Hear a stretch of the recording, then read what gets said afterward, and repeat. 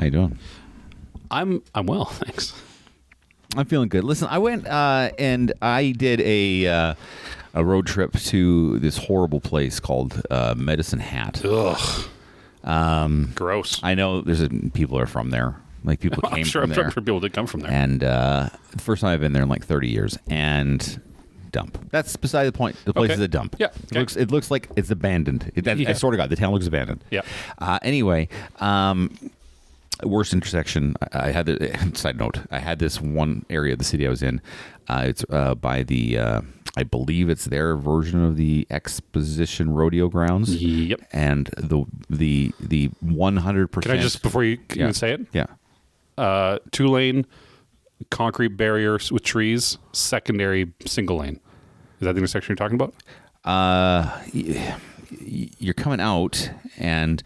That you go left on a service road that kind of takes you. It's a shortcut. Yeah. But if you commit to this intersection, it's the slowest intersection I've ever been. Yeah. Yeah. It was awful. I hated the city. It had me talking to myself in the car. Oh yeah, that brings on a bad view. Yeah. Anyway, so we are driving. We went for a lacrosse tournament for my son. Yeah. First time he's ever had a lacrosse game. He's new to it. I wasn't expecting for that. I wasn't expecting violence like that. I did not realize what we were getting into. My son was on the business end of a couple of hits. Yeah. Long story short, we are on the way home, and we are, halfway through this 2-hour drive, and my wife is in the driver's or the passenger seat, and she's like, "Holy fuck! I lost my phone." Oh no! Because my wife loves to lose her phone. No. Loves to lose her phone. She does. Known phone loser. Known habitual phone loser. Every day. It's not like, every day. And so now it's not cute anymore. And she is like freaking out, and she's looking through all her bags. And then she remembers that she can do a little thing on her watch that will ping her phone to make it sound. Make it make sense. Yeah. And it pings on the right side of her somewhere on the far side of the car. Okay. And so she starts looking. She can't find it. Okay. Okay. And then she pings it again, and it's on the left side of her now, in between us. And she starts looking everywhere, and then she's got my son unseatbelted and looking under the seat from the back. Yeah. She's unseatbelted. She's looking at the front. She pings it again, and it's pinging louder and closer this time. And she is like, "What the fuck?" And I'm like, ready to just. I'm just ready to just open the door and just kick her out. Yeah. And. So she pings it one last time, and it's very loud this time. It's in her fucking back pocket. Like, didn't feel it in her back pocket for the 1 hour of the ride. And she is, I'm telling you, back and forth, and it's making different sounds based on how she's looking, right? Because she's turning, moving her hips, whole body. You've met me before today. Like, I am ready to just you would not have been murder, death, happy. kill this whole situation. You would not have been happy. Would you rather spend one day with my wife losing cell phones or watch one episode oh my lord of The Big Bang Theory? Yeah, let's fucking ping the phone. Yeah, ping the phone over and over. Welcome to Season 3 of Radical Apathy, a comedy podcast where two guys dive into pop culture and gaming with the same enthusiasm of a Marvel post-credit scene that reveals absolutely nothing. Tons of games and lists ahead, all while asking the question, why does it matter? Holy shit, Snacks. I literally fell asleep while reading that.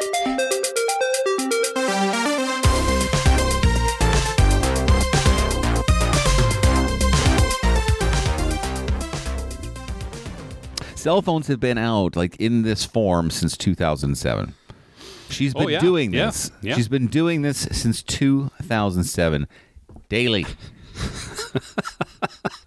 19 out of 20 years of marriage daily. Did you know it was my 20th anniversary in a couple days? I did know, actually. Yeah.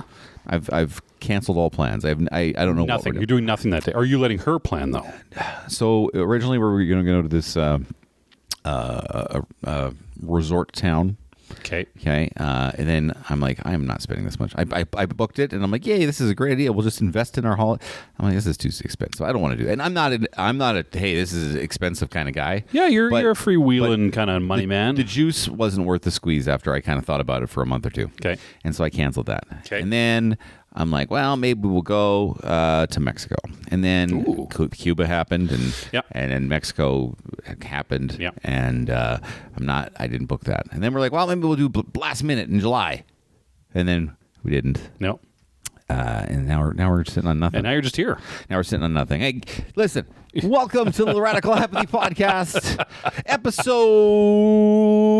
53. Wow, well done, sir. Episode 53. My name is Tanner. Yep. That rambling blue man beside me, happy Blue Jays Day, is Corbyn. Oh, I feel and good thanks for about joining us. Sorry we missed it. We missed last I had week. A thing, then you had a thing. Yeah, we kind of had some scheduling issues. It was so long ago that we planned the day. I don't even remember what happened the first time. Why did we cancel the first time? I don't remember either. And then I don't remember what happened for the second time. Because basically, because we do this every fortnight, as you all know and generally. Should know. If you skip one, now all of a sudden that puts almost 3 to 4 weeks on top of us before we record again. So I was at a local comic and gaming shop this week, a couple weeks ago.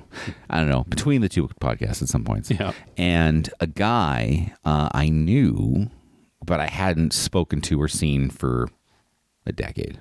Oh. Walks in, and it was like, you look at him, I'm like, you've aged. Yeah. Is it you? you've aged. Is it you? And he looks at me, and he's probably thinking the same thing. Yeah. And then I'm like, hey, what's up? And then we talk, and then he goes and he does some shopping, and then on the way out, he's like, hey, like the podcast. Oh, shit. I'm like, how do you even know about it? But he listens. All right, cool. I'll apologize ahead of time. Because I'm not on social media. Nor am I. So we're not good at promoting this. No, I'm not on social media. And you know what? Can I tell you? Since I got rid of all my social media, my life is fully enriched. I feel great. So much better. I feel great. It feels so much better, guys. Being anonymous is one of my favorite things.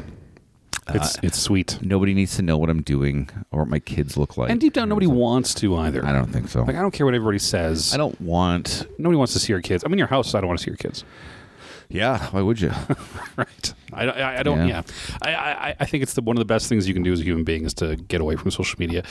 That being said, yes, if you have to, why not learn it through the lens of apathy? Oh, I like it. Yeah. Let's talk about what we're doing today in episode 53. Episode 53. 5-3. Oh man, we have watching, playing, reading. Yeah, we're going to talk about it. We got gripes. Oh my god. We've got a top 5 that I'm going to be interested to see if Corbyn and I have a match this time, because I think we might. I don't know. I don't think we're going to match up on. Oh, I think we got one. I think there'll be one. I think honestly, I think one of 5 will be on. One of mine will be on yours. Yeah, but I think the other 4 are clean. Close. And then Corbyn's made a meaty game. It's meaty is a good way to put it. A meaty game. So we're gonna put the pedal to the metal. Keep up. Put your listening caps on. Do you want to know the title of the game, or do you want to wait till it happens? No, let's wait. I want people to. But then people will be like, I wonder what, and then they'll stick around. No, they're going to listen to this for another 8 minutes till they get home, turn it off, and then 4 days from now they're going to turn it back on when they go to the grocery store, and then they'll listen to us, and then they'll turn it off. And then I was driving out to thing, and they're going to forget. To you. They're going to forget halfway through anyway. Yeah. Make them wait. Yeah, make them wait. Make those beautiful. It's a good game, though. I put it together, and we'll see. I'm excited. It's either going to be wildly successful or we're going to burn greatly. We'll never do this again. Mm-hmm. Corbyn, tell me what you're watching, good sir. Oh, dude. What I'm watching. I just finished a television show, 8 episodes on the Netflix called Something Very Bad Is Going to Happen. And the best way to describe this starts off as one of the creepiest, unsettling shows I've watched in a long time. Oh. And it's very simply, the lady's going to live with go with her fiance to his parents' cabin in the woods. Already a setup. Oh, that's a problem. To get married.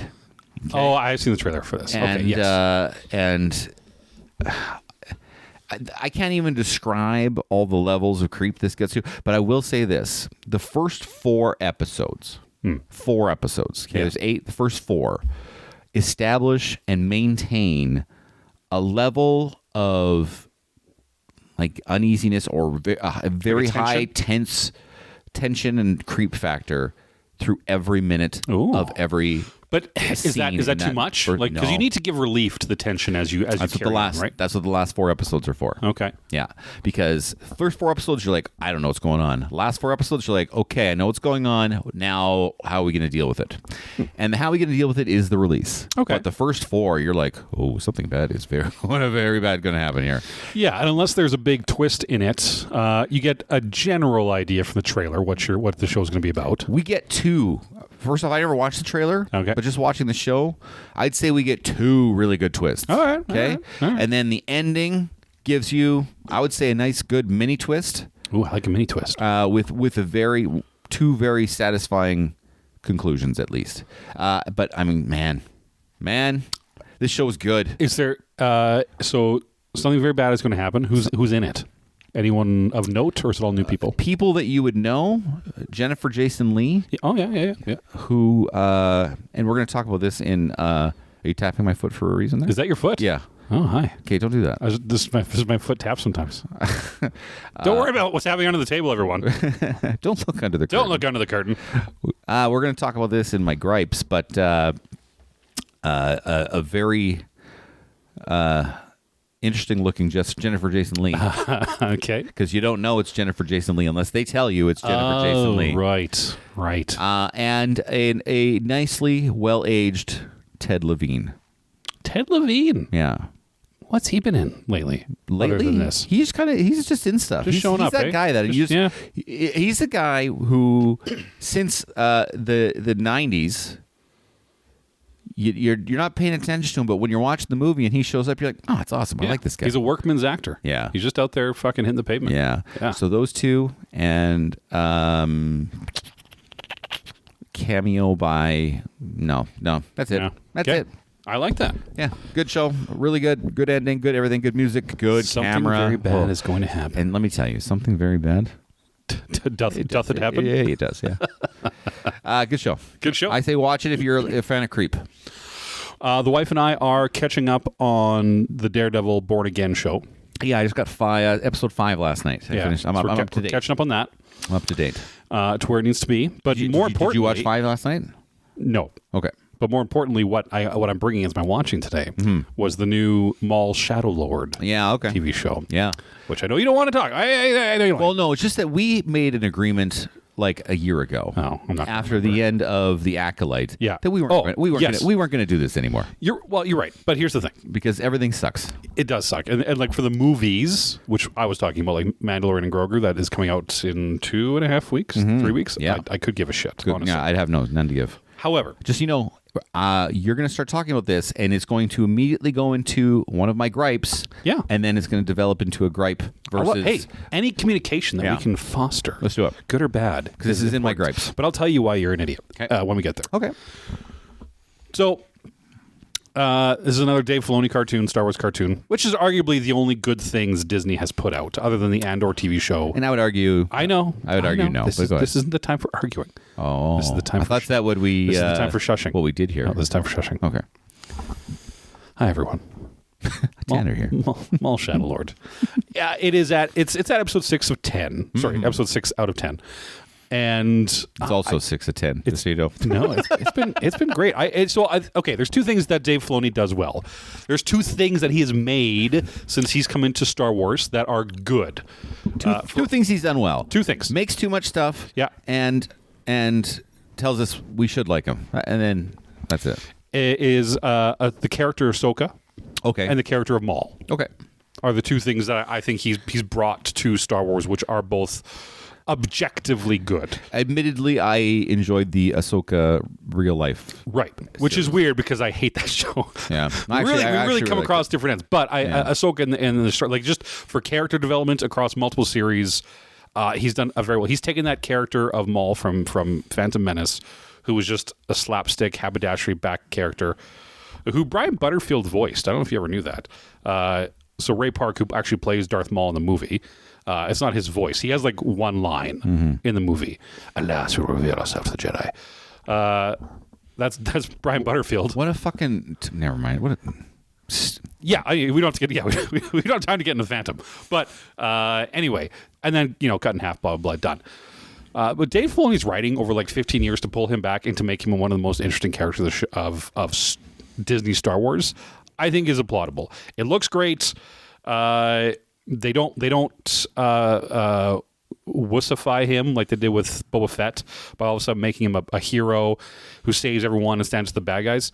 No, he's a fucking bad dude who does bad dude shit, and they keep him in there, which I like. And Sam Witwer, who's played him since like the Clone Wars and everything started, does great.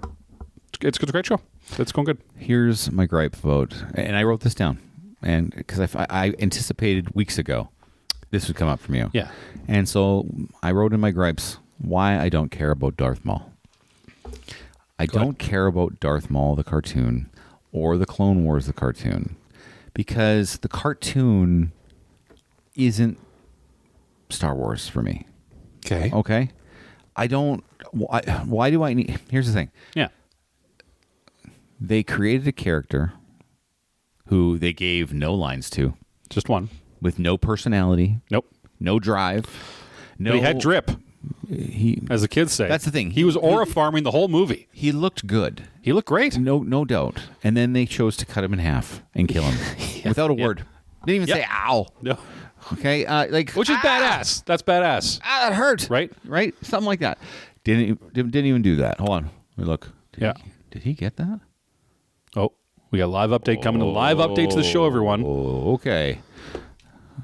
All right. Remember that card I got last time? We talked about it a lot. Yeah, my buddy Aaron B.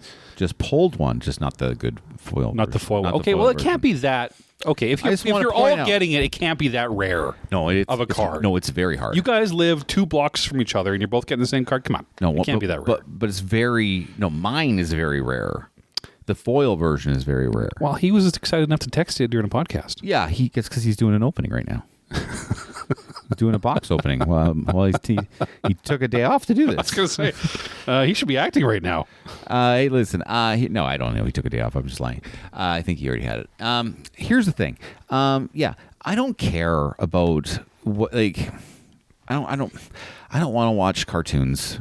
Listen, I don't want to watch cartoons to have you flesh out a character that the original creator didn't do because he didn't give a fuck to do it.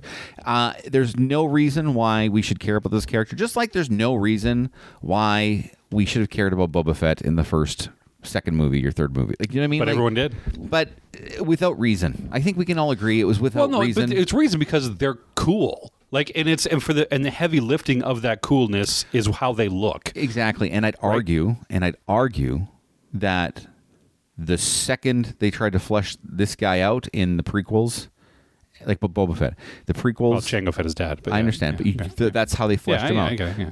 The second they tried to flesh him out in the prequels, and then the show. That the veil got dropped off. Yeah, and I don't need it. For the most part, I do agree that the more mystery you leave in a show, especially around a villain, I do think it's more engaging. But even the hero, like Sergio Leone's Pale Rider, or the Fistful of Dollars trilogy, right? You never learn much about any of them, right? Backstory wise, but they're mysterious and engaging, and they look cool. Right, Boba Fett looked fucking cool in Empire when he first came out. Right, where it was just the merchandising fucking went nuts for Boba Fett's character more than anybody else, like by a lot. But you didn't know; you just knew he was a bounty hunter. And then they remember all the bounty hunters were standing on the ship there when Vader's talking to them all, and you get that quick glimpse. You're like, oh fuck, look at all these fucking cool characters. Right, that was even in that single scene, all of them got a toy line. A toy line that was sold out compared to like the Han Solos and the Chewbaccas because they were just a cool look developed, right? So that's fine. And when this happens in movies and TV and people try to all of a sudden say, oh, people love this character, I'm going to write a backstory for it. 80% of the time, they fail horribly. I agree. The Boba Fett television show, The Book of Boba Fett, is a great example. Fucking garbage TV show to begin with. But then it's just a terrible continuity of the character. It just didn't fit to what people wanted. No one liked it. Blah blah blah. Which is why I will give props to someone like Filoni takes shit and took that shit and did the chance that he's going to know that a lot of people like Darth Maul because he fucking looks cool. And I'm on board with what you're saying. I'm completely on board with what you're saying. And then I guess just I'm cool. I'm glad that there's like a cool flesh out of him. All I'm saying is that the initial treatment from the original creator maybe not care about him already, and so that apathy, if you will, has carried over to my real life. I like that he's just on a random planet that hasn't been established yet, and it's just like a random police force who are looking into him because like they don't know who he is.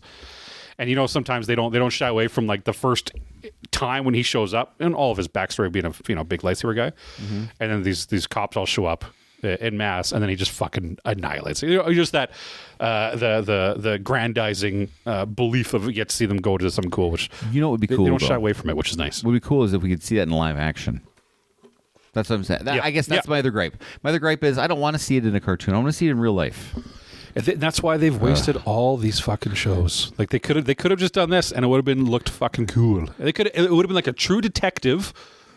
Except with Maul as the bad guy. Yeah. Right? You could have made that TV show, and that'd be fucking badass. Yeah. You and I could make that show. This is what I'm playing. Let's get off this Maul shit. Oh, it's so good though. This is what I'm playing. Now, I've been telling you. I've given you small text messages saying I'm very excited about the game. I'm done now. But at the time, I'm like, I can't wait to talk about this game I'm playing. Yes. Okay. Because you took a hiatus after the VR episode. From gaming. No, then I played Resident Evil a lot. Resident Evil 9. And so this is the game after Resident Evil 9. Okay. Now, listen, I think we all know that I have like two movies probably vying for my favorite movie of all time. One of them's on the wall there. Yeah. And that's Jaws, and we all know this. Yeah, it's right there. In 1987, I picked up a little NES game called Jaws. Yeah. And terrible game. Okay. You'd go, and the game was you were in a bay that was like a screen and a half. Like basically you had two sides of a map that you could traverse in 10 seconds in this boat. Okay. Your boat would get hit by something, and then you'd go to an underwater scene, and you were now a scuba diver, and you'd shoot spears at fish, different kinds of fish, to get shells. Sure. For money. Yeah. Which would then upgrade your stuff, your power is what it was called. Makes sense. And then once you get all your power, you're trying to find Jaws and get his power down to 0. And then it goes to the finale screen where Jaws is coming at you and you got to stab him with your boat. That's the game. Okay. You could finish this game in about 10 minutes. Okay. And since 1987, I was never able to beat Jaws at the very end. But for some reason, it's a nostalgic game, and I fell in love with it.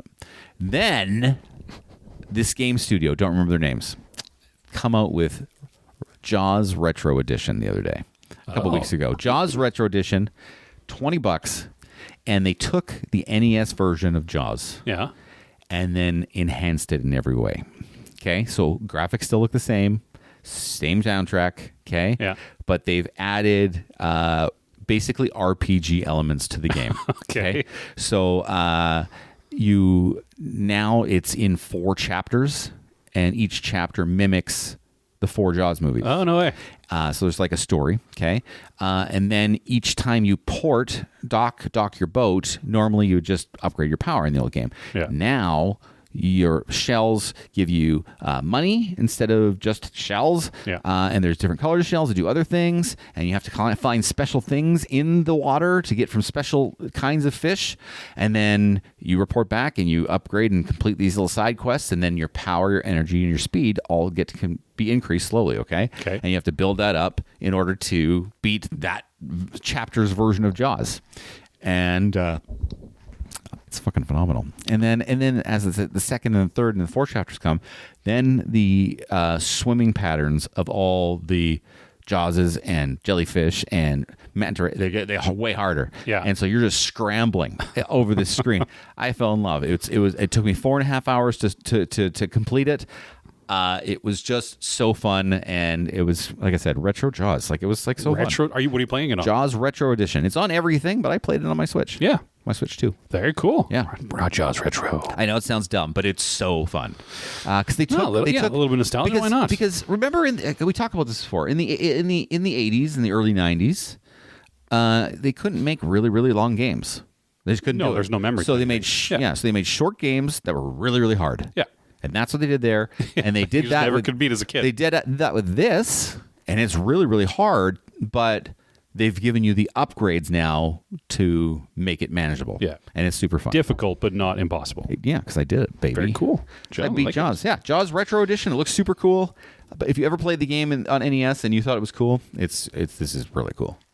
Well, I'm super late to the party on mine, but I finally went back and watched and played Resident Evil 9 finally. Played and wrapped Cyberpunk 2077 expansion Phantom Liberty. You still haven't played RE9? No, not yet. Right. The wife keeps playing it. She's enjoying it. Okay. So until she's done, it says I'm done, then I'll start playing it. All right. But I went and wrapped this one up. I've owned it for probably going close to 2 years now. But I finally went back and played it. Yeah, how is it? It's because all I've heard is just like the side whispers that it's been marred in difficulty and bugs and Cyberpunk 2077 when it came out like 5 years ago, horrible. Yeah. Like fully damaged CD Projekt Red's reputation as a company by releasing the shit show they did. Yeah. 5 years, they very much salvaged that game. And here's the point. So they finally put out an expansion for the game, all new story, all new area, blah, blah, blah, blah, blah. But it's very much their victory lap. So everything they were successful in rebuilding, they put into this expansion from style of quests to gear to combat to upgrades, because it's a cyberpunk RPG game. It's all great, and they took what they learned those 5 years of shit from when Cyberpunk released till now, and then put it out. And so now you're just spending probably 25, 26 hours hanging out with Idris Elba, and he's talking to you and wearing his big fucking jacket. Why did I think it was Keanu Reeves? So Keanu Reeves is with you in the main game. Oh, he's Johnny Silverhand, but he's in your brain. He's in your head. Oh, so okay. He is there in this game as well, but in this game, Idris Elba is what. What would technically be the CIA, but in the FIA or whatever the hell they call it in that game, like a dark agent there who you saddle up with and go do this story. Yeah.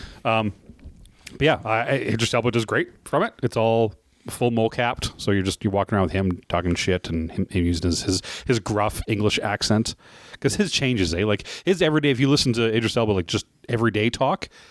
He's got very much of a high, jaunty Englishman. Not a chimney sweep, but it is closer to that than you think. But like in everything in television, he just drops it down throughout. He goes, right, we're going to have to take. Yeah, well, we're going to look at it. Right. And he just takes everything down. I love it. But if you just watch him on a YouTube, and he's like, right, well, I went and got some flowers yesterday, and it was quite nice. Saw me mum. Just to change it, but it was fun. I wrapped it, played it. How long was the campaign? 26 hours for the expansion. That's really good for an expansion. It was big. Holy cow. Yeah, there were several moments where you're like, okay, well, this is the end, and then, oh no, okay, we're doing more now. We're just doing more. So if you like Cyberpunk, it is the best version of anything within the original game. Play it, enjoy it, love it, have fun. If I may just kind of do an addendum to our what you playing. Sure. I just want to touch back again on Resident Evil Requiem. So that's Resident Evil 9. Resi 9. Just before we move on, okay? Because I have lots to talk about. I have to. Listen. The embargo's over. I've given you a chance. I got to say, the opening segments of Resident Evil 9 are. Like, I played a lot of survival horror, like you name it, Dead Space, all the greats, okay? But Capcom really outdid themselves with the she's called the Girl, is what they call her. I guess that's what the bigger community refers to her as, the Girl stalker enemy in this game at the beginning of the game. And even after like over 75 hours of gameplay, I know, this character legitimately, when I'm playing it, scares the shit of me. The only thing scarier than the girl in this game is when I see Julia Garner on television. There it is. There it is. And another thing, Sid. Leave the man alone. He's dead already. I'm on him still. You don't know, man. You don't know. I can probably find what he said. Oh, good. For those of you just joining last time, first of all, he sent me that picture. Oh, God. Of Yeah, Julia you know Gardner. what?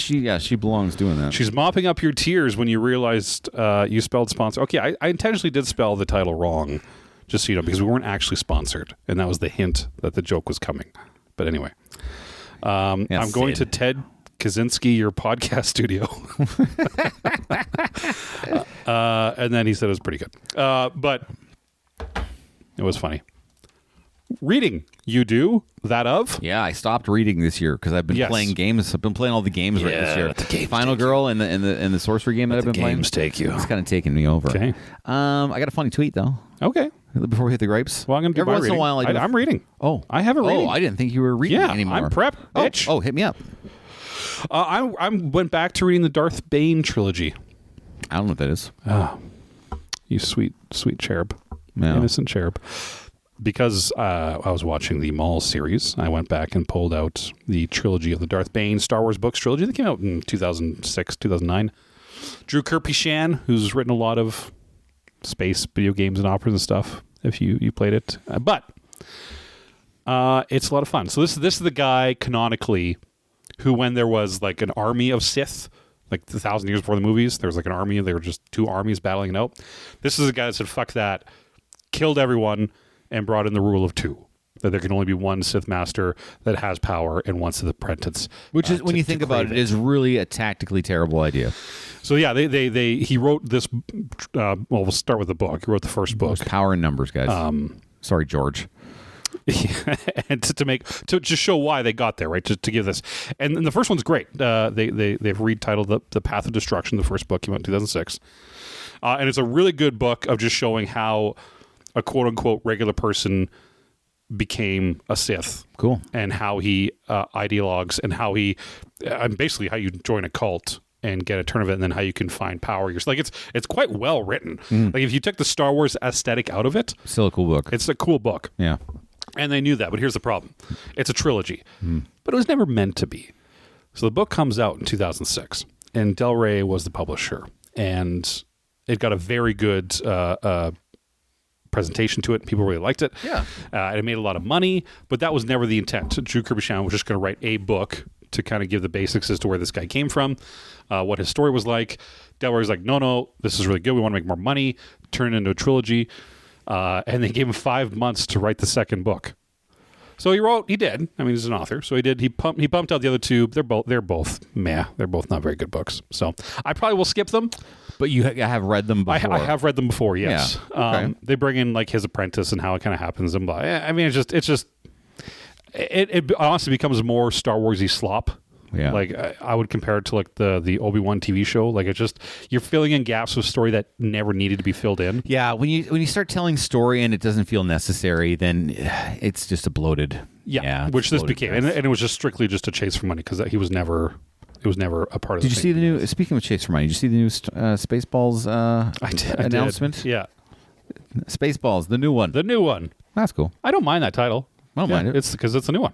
Yeah, it's the new one. Makes sense. It's just like the old one, except this is the new one. But not till spring 27. Mel Brooks is not living for another fucking. Here's the thing. Year and a half. I don't think Mel Brooks is. He's only producing it. He's not. I'm not sure if he's. He's playing yogurt. Yeah, but he. I mean, it's filmed. But. Yeah, I don't know. I don't think he's directing it because he's literally like 99. He's not directing. Yeah, he's like 99 years old, and he probably didn't write it either. But he's not. My point is, he wrote it with Josh Gad, and a third person. Okay, I don't remember. Yeah.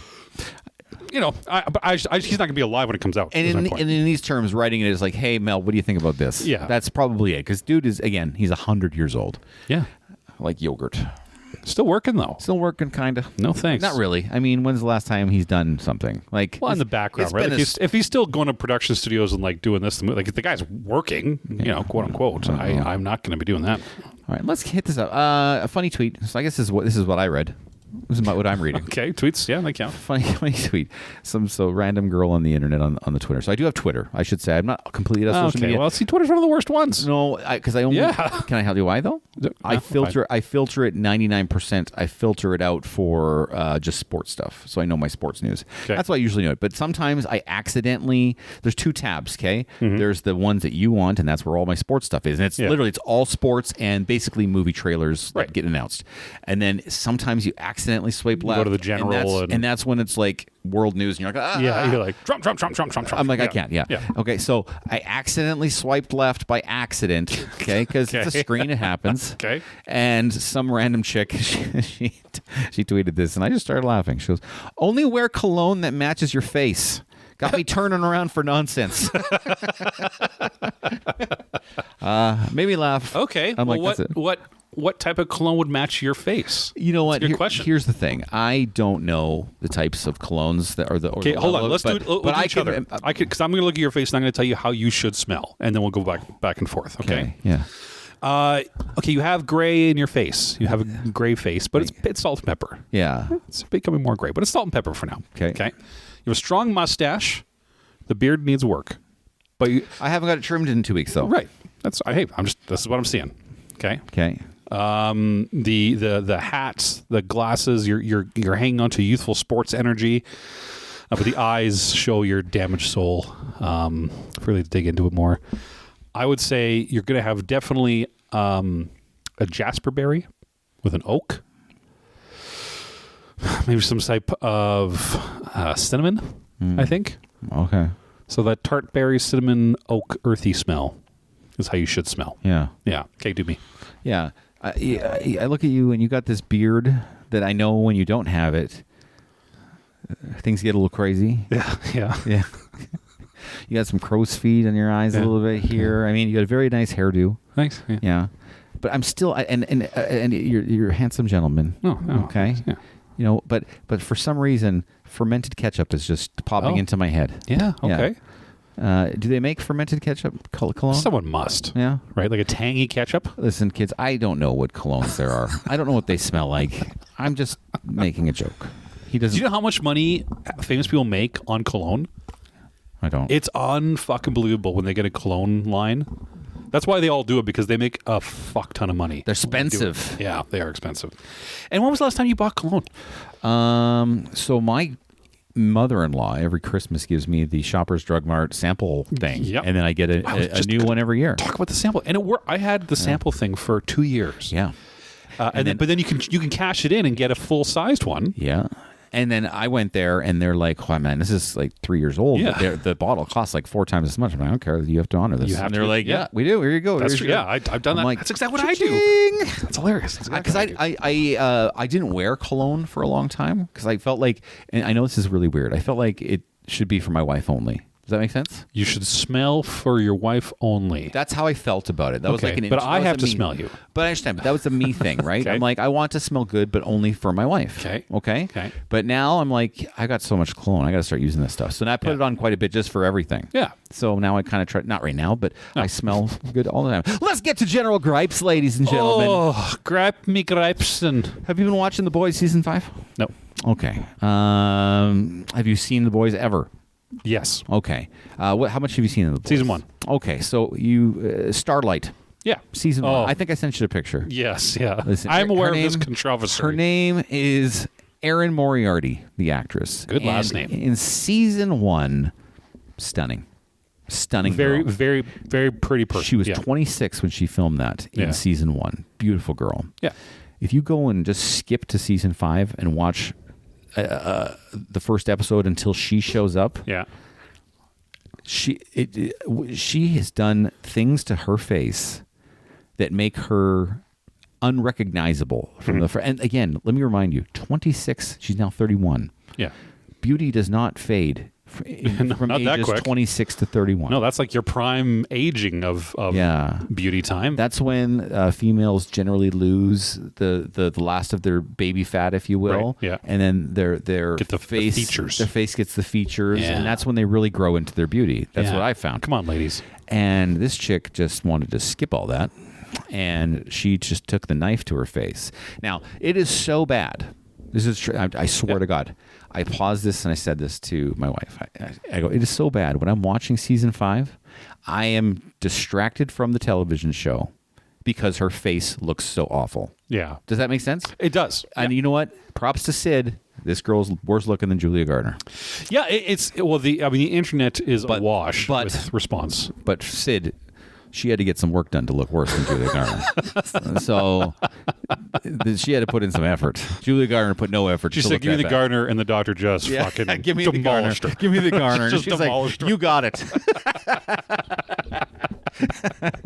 Anyway, and then finally I said to my mom, I go, let me tell you. I go, the special effects in this TV show are better than Aaron Moriarty's face.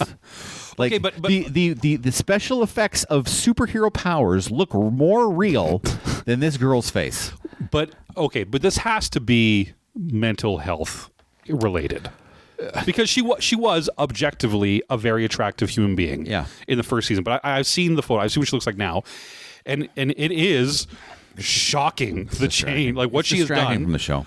But it has to be mental health. And then I reached out to one of our. It probably is. Yeah. Or very just huge insecurity. I'm not sure if that is a mental health. Insecurity. She has something dealing with there. Yeah.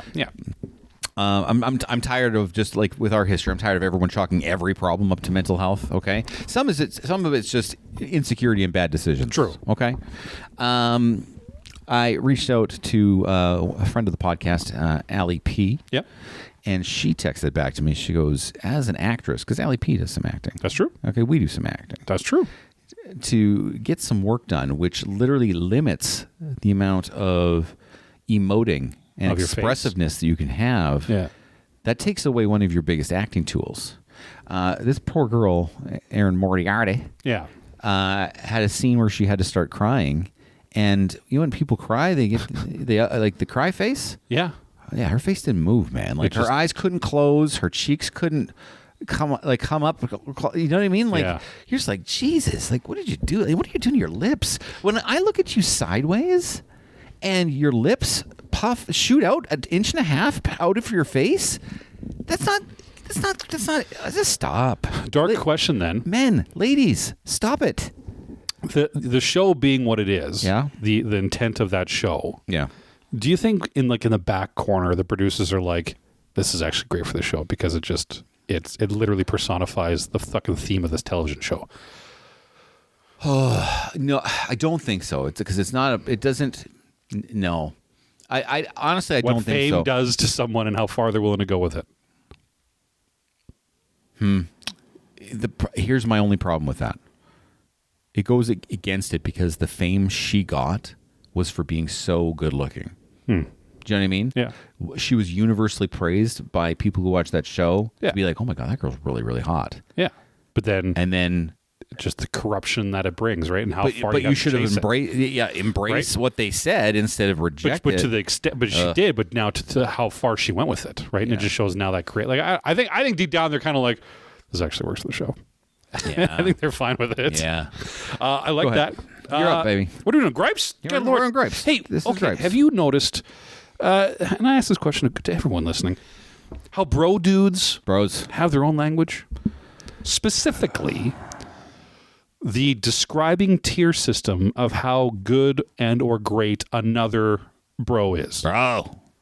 Have you noticed this? I hear this a lot where we work in our. Okay, give me the hierarchy. Company. I'd like to. Maybe I haven't parsed it out yet. Okay, so let me go through an example here. So I'm ready. I'm going to be talking to you about who do we talk about today?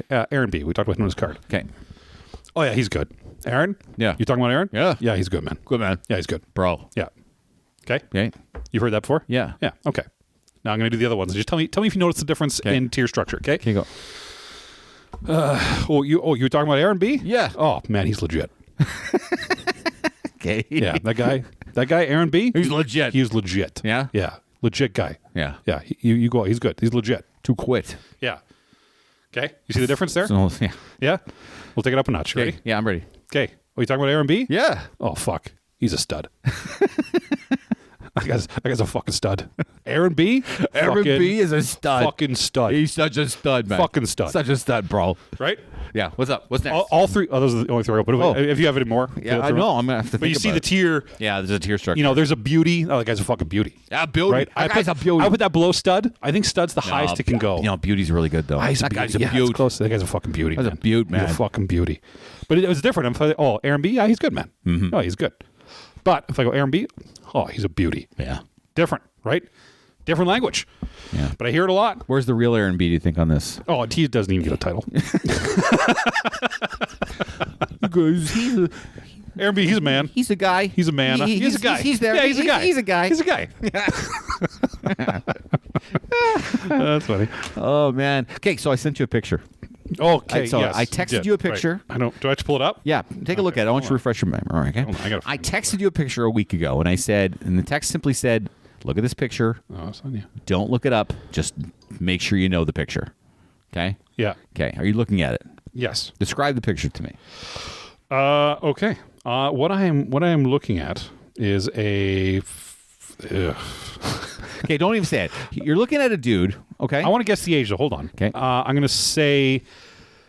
I think he looks older than he is. I'm going to say early 40s. Okay. So there is this old game show from the 1980s called Press Your Luck. Okay. Okay. Press Your Luck was simply you get asked questions. And if you got them right, you got a little your little life pool, okay? Yeah. And then when the bonus round came, you got to use your life pool for how many spins on the board, okay? Okay. And it was like a board. It was a square, and there was little tiles on the square, and lights would go around because it was the 80s. They didn't have digital things back then, so lights would go randomly around, and you'd stop. You'd hit your button and say stop. Yeah. And you'd yell it, and you'd get whatever prizes on that square. But and the prizes would change, like they would move around, okay? Okay. But they would if you got a whammy, and it was basically a Tasmanian devil. You go wah, wah, wah, and you lose all of your life. Okay. And you lose all of the prizes that you accumulated. Okay. Okay. So this guy, I don't remember his name, but he was an out of work. He looks like a ice cream driver. He looks like a John C. Reilly lookalike. Yeah, out of work ice cream actor. Okay. Anyway, he watched the show because he was out of work, and he started memorizing the boards because again, it wasn't digital back then; it was all analog. And so he looked at it. He's like, "There's only 5 combinations. I just got to memorize the 5 combinations." Okay, and then he gets on the show, and he reels off like 55 or 60 successful things because he knew exactly what was going to happen with that board. Okay. There's only 5 combinations. He memorized them all. So he had the biggest take-home prize in the history of game show television. Okay. Because he just kept winning.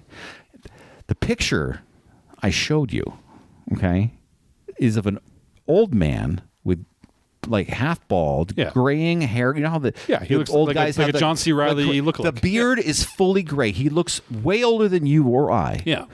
He is 35 years old in that picture. Called it. Yeah. Because he does. He looks old. 35 years old. But his skin is taut. Yeah. You got to go and look and just Google the Press Your Luck controversy guy. And like, the reason why I'm talking about this is I watched this back in the day. I knew about this a long time ago. Yeah. But they're actually now making a documentary on Netflix about it. So, but did this guy like get in trouble? Like, did they take all his wings away, or did he just get to walk with it? He didn't cheat. He didn't cheat. Yeah. They had to honor and pay out his thing, but then after that, the producers said, "Okay, we need like 35 more combinations," and so they added more combinations so that couldn't happen ever again. Interesting. And he actually waited outside the studios every day to try to get in the line to get into be the guy who could go on the. Cause that's what you had to do back then. You had to go and just kind of wait in line to the studio, just try to get in, and because he had nothing else to do because he was an out of work ice cream salesman, and he crushed it. I just want to say that picture is jarring to me because he's 35 he years looks old. like he should be 65. Yeah. I like that. Yeah. They're bringing a Netflix documentary about it? Yeah. Oh, okay. I don't remember what it's called though. I enjoy improv with an asterisk. Okay. I enjoy it in real life. Yeah. So if I throw to you in real life, I need you to be able to run with it. Okay. Okay. So often when you try that with somebody else and you're just like, you throw something to them and they just stare at you, or they say, well, no, that's not correct. This, you're like, oh my God. That guy's just a guy. Boring. That guy's just a guy. Just a guy. You're not a beauty at all. So often when I introduce people or like bring in a person the first time to a meeting, I will say something completely made up about them and just see if they carry it on. Yeah. Usually something elaborate that would require a second follow-up question to them, and then just see if they do it or not, and then you know what kind of person you're dealing with. Yeah, right. Kind of how the thing is. So, like for example, like if it was for you, I would bring it around and say, "Oh, this is my friend Corbyn. You may recognize him as the guy who slapped Hulk Hogan in Tampa Bay back in 2007." Yeah, absolutely. Yeah, yeah. So I like to do this. I started doing this because there was a time, a tenure in my life when I emceed a lot of weddings. Yeah, I think I got to 12. Yeah, I got that too. And I after the first 4, and people just ridiculous. People who asked that had no business asking you too. Oh yeah, out of those 12, yeah. I think like I'll say 4 of them were close friends. That everyone else was like, "Hey, you come MC." I wouldn't have been invited to the wedding otherwise. I had a cousin's like daughter who did it. So like it's a cousin's daughter who I love. Like I actually grew to love and everything. I grew to accept. No, like, but it was weird because she grew, like I was closer when she was younger. Yeah. And then she grew up and I hadn't talked to her in a long time. And then came back and now I'm the MC. I'm like, okay, yeah, but it was kind of weird. Yeah. I don't know any of the people that are in your life now. Yeah. And it's a lot of work. That you're shoveling a lot of shit on someone to be there MC the wedding. Yeah. But the last few, like near the end, I was getting bored because it's the same jokes, it's the same lineup because you know what works and what doesn't. But then after a while, like when I would invite people up to come give their speeches, I would pepper in one of these things every time. Oh, I love it. Like I would say, oh, this is the 2019 Canadian Olympic swimmer gold medalist. Yeah. Ask her about it. Yeah. And they probably never but see, it's great because they come up, they look at you. They're not going to correct you because they're coming up there to talk about a speech about something completely different. Yep. So they're not going to correct you in front of everybody. No one at the time is going to ask questions because they're in an audience of a wedding. But after that person, and it has to be individual now, so she can't talk to the group. Yeah. So for the rest of the evening, those people are going to get just bombarded with fucking questions, which I think is funny. And they have the option to play with it and have fun and have a really fun, interesting evening. But 90% of them are just like, no, I don't know. I don't know why he said that. I don't swim. I don't know why he said that. You know, you try to give people an opportunity to have fun in life. But most people don't. So the point of this, guys, the gripe is when someone gives you have to take these things as opportunities. Someone throws to you, you got to throw back. You can't just say, well, no, it is an opportunity to express yourself. And guess what? If you're found out, it doesn't matter. It doesn't matter. Nothing matters. Nothing matters. You're good. Anyway. My kid did a full risky business the other day. Uh-oh. Okay. He rolls upstairs. So if you remember, Risky Business is an 80s television show with or movie. Yeah, with Tom Cruise, and he hires a prostitute. Long story short, where's the fucking photo? I had a photo of this. With him sliding into the thing. Yeah. He didn't slide in, but it was my 15-year-old, and he had his Savannah Bananas jersey on. Okay. And he just rolls up. I'm like, where are your pants? So he's wearing a baseball jersey with no pants on, and I'm like, what's going on here? Yeah. He's like, I don't know. Okay. And so now I don't know.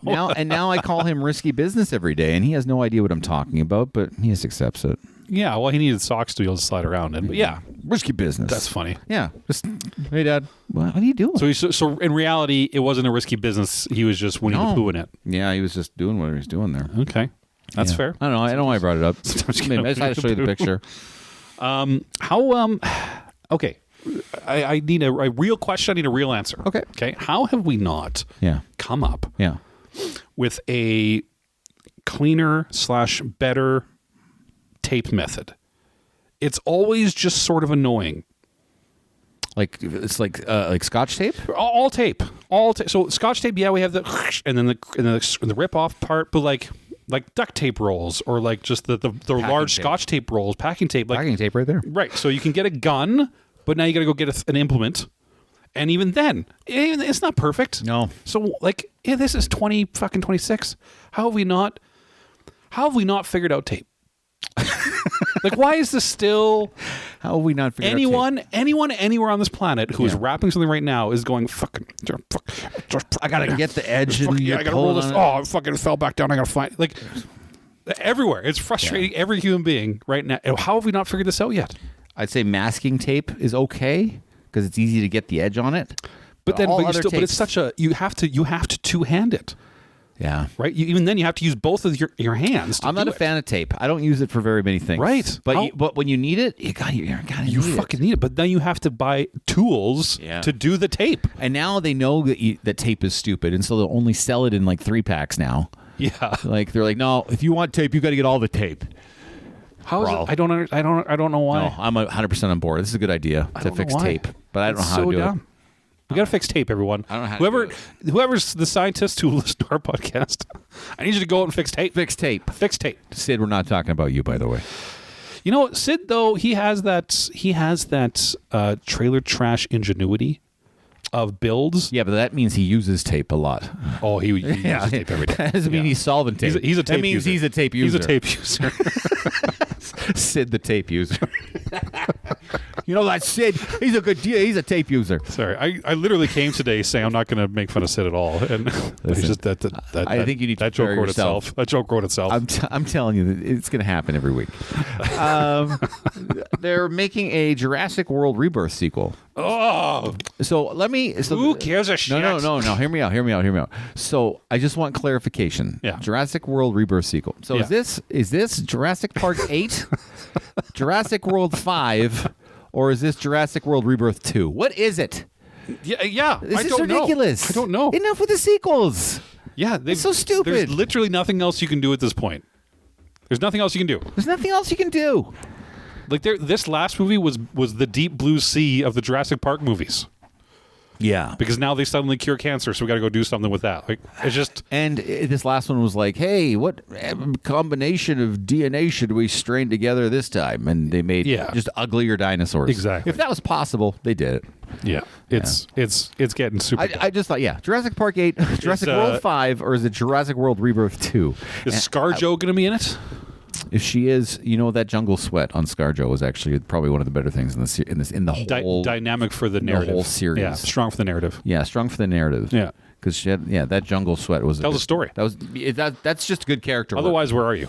Yeah, right. Yeah, tells a story. I got one more. If you got, I've got one more. Okay, go ahead. No, what's your go-to fantasy class in games? So whether tabletop, video games, whatever it is, when you're playing a fantasy-esque game, what's your go-to class you usually always pick? So I'm very limited in my experience. So it's generally only RPGs, which again I'm very limited. Yeah. And so I always go. I'm assuming people have just a preferred class where I'm more like, okay, what has the most utility is going to help me the most. So you're what we call a min-maxer. Is that what that means? Yeah. So like, for instance, in Octopath Traveler, I went with the Sorcerer because he gives you extra spell things you can do, and it helps you solve the defense problems of the earlier on of the enemies you're facing, right? Yeah. So that's okay. I go for utility. Min-max utility. Yeah. In the sorcery game that I play, there's lots of different things you can be as your avatar. Yeah. And so I pick something every time. There's avatars that do cool things, but there's not. Like, I only pick avatars that do cool things that have game-long effects. I don't like only early or late, mid or late things. I like game-long effects. That means it gives me full utility. Gotcha. Okay. Sorry, I hope that didn't ruin your question. No, you asked the question. Yeah, min-max utility. Okay. Explain min-max, because I've heard this before. I don't understand what that means. So it doth come more from the tabletop world, but it can be from video game experience. So instead of role-playing a character, like instead of saying, I'm going to be Josh the Barbarian, and I'm gonna be a stupid barbarian that eats paper, but I hit things, so I'm just going to blah, blah, blah, blah, blah. And just play your character the way you want to play it. Faults, everything that comes with it. Yeah. A min-maxer is like, no, I'm going to make the best fucking damage dealer this world has ever seen. I'm going to focus on this thing because I know in this type of campaign we're going to be doing these types of things. So I need to get this kind of damage, this kind of weapon, this kind of build. So you strictly build a character for the power fantasy of the game, or to make the game easier to play for you, or to facilitate I'm the not sure gameplay. I'm that extreme. Yeah. I'm more of like, I don't like having something that doesn't work at parts of the game. I want something that works at all parts of the game. Yeah. But yeah, so I'm not throwing as extreme as that. I'm more like probably a little bit lower. Yeah, that's kind of the good idea. utility bill we're pausing to. All right, what about you? That was my. Oh, what do I do? Yeah. Usually spell slinger. I'll usually pick a spell wizard or something. Okay. Unless you're playing Skyrim, then it's stealth archer because I'm not insane. Yeah, of course. Yeah. And I'll freely admit that I don't know anything you just said there. Okay. Well, we'll leave it there. Yeah. My last thing is I had a really gross thought the other day. Okay. And when I have a gross thought, I start to do some research sometimes. Okay. And so I did research, and I learned that under the worst conditions, human fingernails fully decompose after 50 years. Okay. Under ideal composting conditions, fingernails will degrade in 20 years. Okay. So my question to you is, there's a lot of dead fingernails on this planet. And Yeah. that grosses me out. And I want to know, like, if we took all the dead fingernails Yeah. everywhere on the planet and put them somewhere, how big of a fingernail pile do you think we'd have? Let's go one step further. Yeah. How much would I have to pay you to roll around in it? It'd be like that. Have you ever seen Saw 2? Which one's that? So Saw Part 2, they're stuck in a house, and they have to do like little challenges, and it's basically an escape room for every house. Yeah, no. And so there's this pit of needles. Okay. And the key to unlock something for you to get out of the house is in this pit of used meth needles. Okay. And this girl gets pushed into it. That's how I feel about the vat of fingernails. It'd be like getting pushed into the Saw Part 2 Sure, yeah. meth needle pile. It would be super gross. Yeah. Right? Awful. Yeah, I couldn't do it. Yeah, But I fair. just imagine this pile of used fingernails is just... Yeah. Yeah. I don't know. I just thought about it the other day. It was grossing me out. Good to know. It was grossing me out. Should I be looking around this house or No, not this house. Everything goes in the garbage here. But somewhere there's got to be a ton of fingernails. I mean, I assume graveyards, right? That's what they mean, right? When they No. And actually, they don't decompose on the body. just post like cut fingernails you're talking about. cut Trimmed fingernails. Yeah, trimmed fingernail I see, clippings. okay.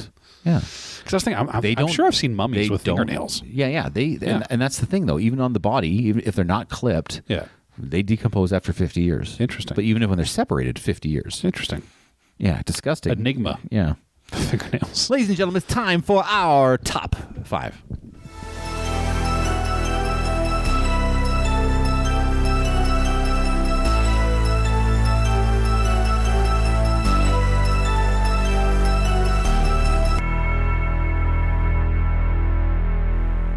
We got a doozy for you.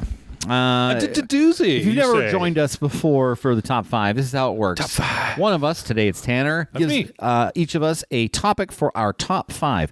We don't discuss our answers. We bring them, we announce them one by one, and if we get the same answer at the same number, I think we're going to do it. We have done it 4 times? Twice. No, I think we did it 3. We did one like last time. We will. We high five. We shake hands. We sing a song. It's very exciting. Yeah. And I think you guys cheer for it at home too. I think we're all excited. Today's top 5 is what, Tanner? Today's top 5 is movies which have ruined actors' careers. Yeah.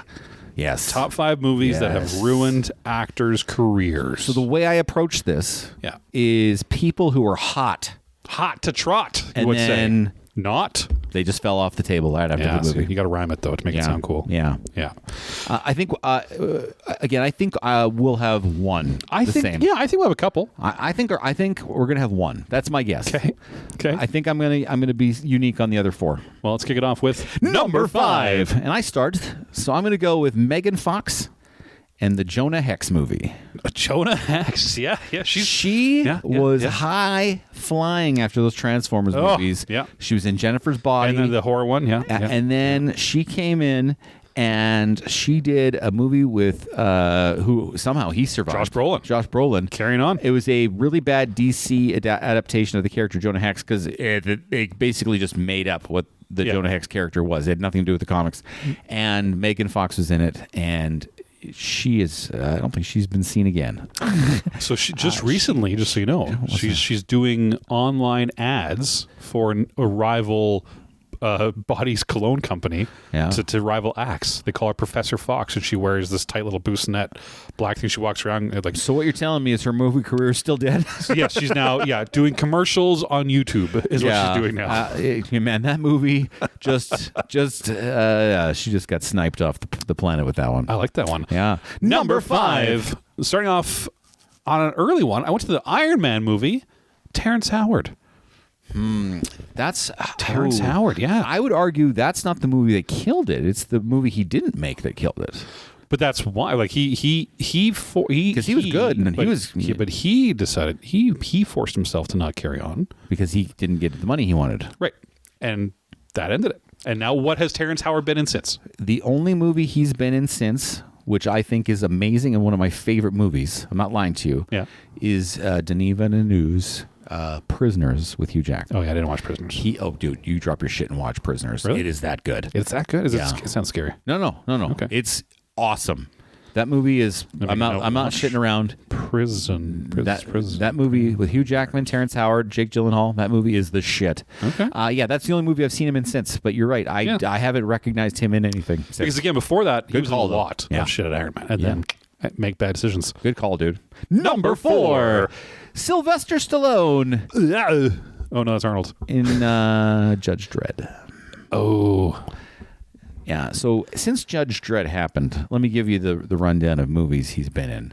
Expendables movies, those aren't real movies. The Expendables, they're not real. They're not real movies. Those are just... They're more real than Judge Dredd was. No, those are the action movie equivalents to Sharknado. Yeah. Those that's not a movie career. We can agree, though, but they were tentpole movie releases. Sharknado wasn't. They came out in like January, which I don't have any respect for that. But that's still. I think that's a loss of a career. And then he actually, I will say, he did get a Oscar nominated role in Creed. Yeah. Okay. Yeah. But other than that, I mean, he's had bit cameos, and he wasn't the this is a Sylvester Stallone movie. We got to go watch the Sylvester Stallone movie. Right. And when we talk about Expendables, you had to throw in a bunch of other guys to be like, okay, I guess. And I mean, his movie, but he did Rambo remakes. He did, but nobody saw those. Rocky remakes. Then he did Creed remakes, and he has kept working. Yeah, I'm saying he's been working, but it's just because you're making a movie doesn't mean your career is going well. But these are. Yeah, ruined actors' careers. I think this ruined him because he was the action guy. So you're saying this was the movie which cut him out? Because you're right, he's not the big star. Nobody was marketing movies after Sylvester Stallone anymore. Is what I'm saying. Did Demo Man come before or after Dredd? Demolition Man? Yeah, before 1993. Before. Okay, I like Demo Man. Oh, Demolition Man was great. I think Demolition Man. That was a theater movie for me. That was a good movie too. Yeah, I like that. Number 4, I have. Halle Berry and Catwoman. Mm-hmm. Yeah. Man, you want to talk about trajectory change, right? Where she was coming off of. She was coming off some good stuff like Monsters Ball or Monster. Yeah, everyone's going to go to Swordfish, but like she actually had like decent dramatic movies. Yeah, off of Swordfish, which she was good before Swordfish. But she Catwoman. I would argue, Catwoman destroyed like the legitimate. Again, nobody. She was not the leading lady ever again after that. Never. The only time she had a kind of major role in a movie, but even then, if you mention it, you're like, oh yeah, she was in that, I guess. But yeah, it was John Wick 3. Yeah, but that's not... And you're like, oh, yeah, that's right. Yeah. Everyone kind of forgets she did it. Because it's the worst of the John Wick movies. Yeah. Right? Yeah. So, I agree with you. Yeah, that ended her career for that movie. And everyone who doesn't know or have seen the Catwoman movie, it is quite easily, arguably, the worst superhero movie ever made. That still belongs to the Suicide Squad by David Ayer. But okay. It is bad. I'm on board with what you're saying. It's in the top. It's in the bottom too. It is shite. Yeah. Yeah. Here we go. Number 3. I'm going to go with Taylor Kitsch. Taylor Kitsch. And The Mars. John Carter. Thank you. Yes. John Carter, big fantasy novel. Everyone was really excited to see it. And then they made it. And then everyone who wasn't fantasy, because fantasy wasn't really exciting back then. Right. Then they made it. And it was in 2009, I believe. So this is pre Game of Thrones. But post Lord of the Rings. Yeah. Anyway, big budget. Not a terrible movie, to be honest with you. Yeah. But people it just didn't land with people. Yeah. And Taylor Kitsch was coming off of, he was in Friday Night Lights for 5 years. Everyone loved him. He was in a bunch of stuff. They threw him in everything. Battlefield. Oh, they threw him in Battleship. They keep throwing him in everything. And then he got into this movie, and Taylor Kitsch isn't a thing really anymore. No, he's kind not. of because he was like the next leading guy, because he was very good looking. Until he loses it. Right. And his trajectory just went to the dogs. Yeah. Yeah. That's true. I don't know what he's been in recently. Yeah, exactly. Yeah. Yeah. Taylor Kitsch. That's a good one. Kitsch. That's a good one. Number 4. Number 3. I have Brandon Routh and Superman Returns. Oh, that's a good one. Yeah. Didn't even think of that one. Yeah. But then again, here's the thing. This is why I disagree with that one. You just said it was a good one. No. I didn't think of that one. Here's why I disagree with that one a little bit. He didn't have a career before that movie. Enough to be named Superman. I think you have to have a ramp up of a career that you're on a trajectory when you get there for you to fall off. He had no trajectory. No, he was on a plateau. It's the movie that ends the career. And if because if this guy's walking into I took the other to headline Superman, yep. right? That is all of the effort in the world to let this person have an amazing career, because fucking George Clooney was the worst Batman, but he's still fucking George Clooney. Now, yes, he had a career beforehand, but for you to come in and take on the mantle of Superman, especially a sequel to the Christopher Reeve Superman, right, which everyone loves, quote unquote. But since then, the only thing he's been in is just like a cameo of that character in like the shitty DC television shows. He actually played the Atom in those ones. He didn't even play Superman. Oh, right. He was Adam, right? Yeah. And he came back to play Adam. They wouldn't even let him play Superman. No, he has done he Superman. did a little bit. He has Superman. He was mostly the other guy. But yeah, dude, yeah, his career. But again, I completely respect the one you made. I took it from the approach of was on a trajectory and then dropped off. Yeah. All right, number 2, and I doubled up, and this is the one I knew we'd have the same, which is Halle Berry, Catwoman. I can tell from your face you had her. Yeah, I had that one. Yeah. How could you not? I didn't put it first because I think there's one glaring number 1. Oh, I do too. I think there's a glaring number 1. Yeah. And if we get the same number 1, that'll be interesting. But Catwoman was terrible. It not only killed Halle Berry's career, it actually doubled up on Sharon Stone and killed her career as well. I forgot Sharon Stone was fucking in the movie. Yeah, so right. It actually it snipes 2 people in that one. That's right. God, that's a terrible show. They are ganos. I like that. Yeah, no, it was an all-time terrible movie. Good one for that one. All right, dude. Number 2. We both went high on that one. That's fun. I stuck with another superhero. Another femme fatale. Oh, Elektra. Alicia Silverstone from Batman and Robin. That is good. Who played Batgirl. Yeah. Yeah, she took a nosedive after that, hey? Yeah, I guess she had that trajectory. She was propelling there, and did that fucking movie. And, I mean, it killed a lot of other people's careers, but, Arnold and Clooney were able to pull out of it. Uma could pull out of it. Uma pulled out of it. What's Robin? No, fucking hold Chris on. O'Donnell Chris didn't. Did not. No, he failed. And Alicia Silverstone, she failed. But she had, to go back to your previous point, she had a better trajectory than Chris O'Donnell did. Yeah. At that point. So I went with her. And that terrible fucking film, ended her acting career.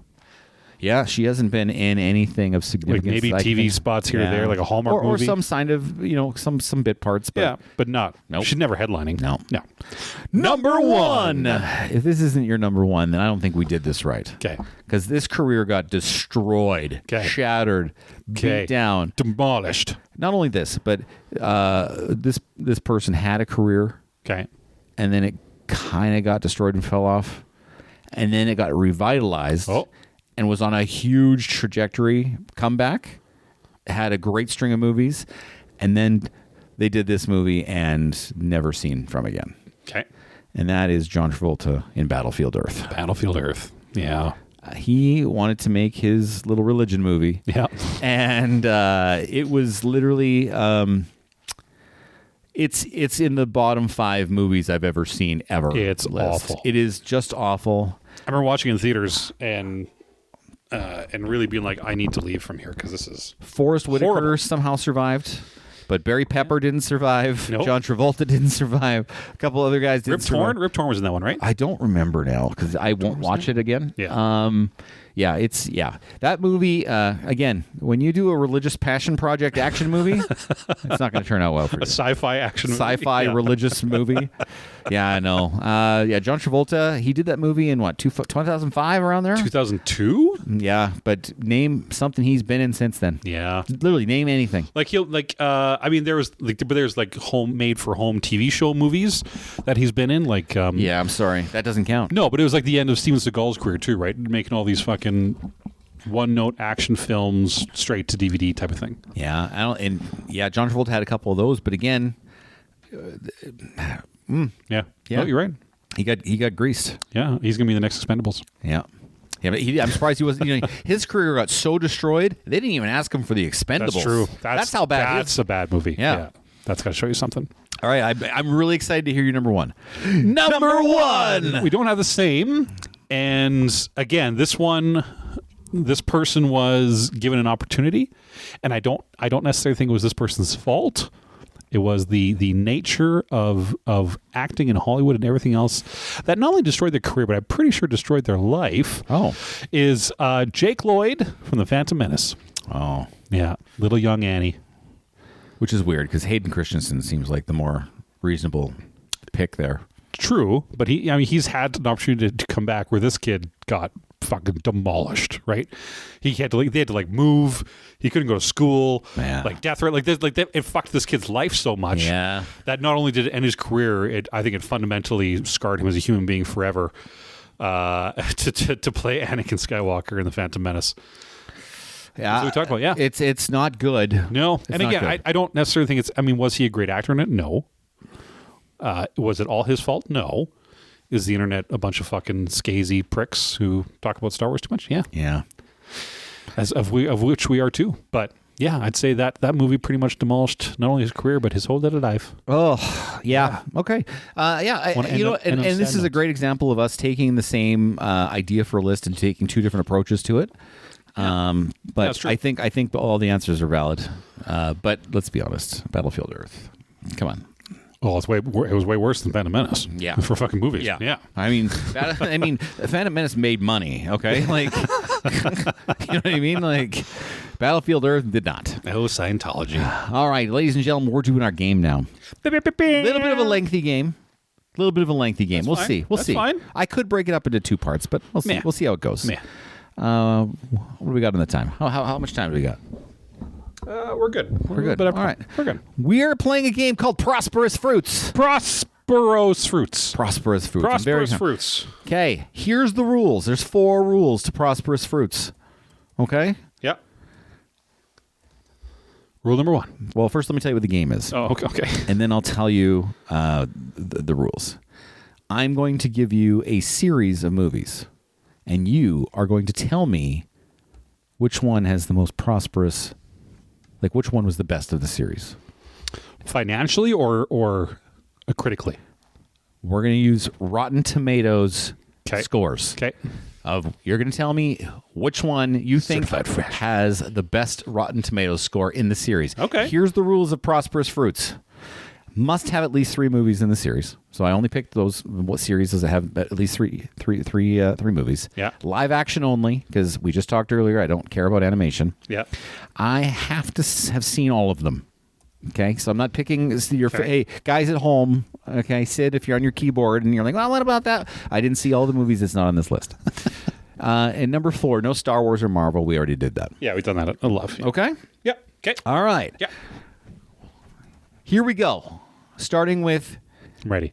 the Aliens series. All Aliens movies. What has the number 1 Rotten Tomatoes score? Out of all of the Alien series, Yep. it's a great question, Corbin. Aliens. Final answer. Correct. Oh, okay. Okay. However, Alien Yeah. also tied its score with 90% Rotten Oh, Tomatoes yeah. score. Okay. I would say Alien would be very close second. Back to the Future. With a 93% Rotten Tomatoes score. The second one. Good guess. It is actually the original. It is the okay. original. Yeah, had the highest rating at 93%. So my thought pattern there was that, yes, I agree. But I think based off the popularity of the first one, much more would have attracted the second one. But anyway, go ahead. I completely agree. We got Batman, modern era, 89 to present, So with a 94% Rotten Tomatoes score. that's going to be all of Every Batman all movie. the Dark Knight series and then the new one. 4 Batman movies, all the Dark Knight series, and the new one. Okay. And Batman versus Superman, Oh, right. Okay.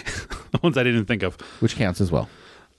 Easy. It will be the Dark Knight with Ledger's. Dark Knight, 94%. Yeah, easy. Yeah. Yeah, very good. Beverly Hills Cop. There's 4 of them. I